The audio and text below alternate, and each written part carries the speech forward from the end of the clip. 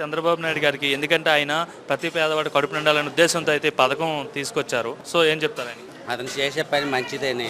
పేదవాడు కడుపు నింపుతాడంటే మంచి పనే. గత ప్రభుత్వం వాళ్ళు ఈ పథకం పనికిరాదని చెప్పేసి దీనివల్ల ఉపయోగం లేదు, డబ్బులు వృధా తప్ప ఏం లేదని చెప్పి తీసేశారుగా, కంటిన్యూ చేయలేదు.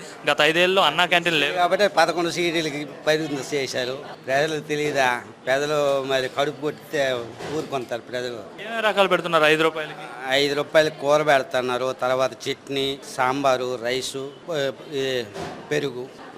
ఇదే భోజనం మనం చేయాలంటే ఎంత ఖర్చు పెట్టాల్సి వస్తుందండి? 100-120 లేనిది కడుపు నిండదు. 100-120 రూపాయలు పెట్టాల్సిన దానికి 5 రూపాయలకే మీకు అందిస్తుంది. అంతిస్తున్నారు. 10 రూపాయలతో కడుపు నిండిపోతాయి. అంటే తినేవాడు 10, లేదంటే 5 రూపాయలతో కడుపు నిండిపోతుంది. పథకం వల్ల మంచిగా జరుగుతుంది అంటారు. మంచిగా జరుగుతుంది సార్.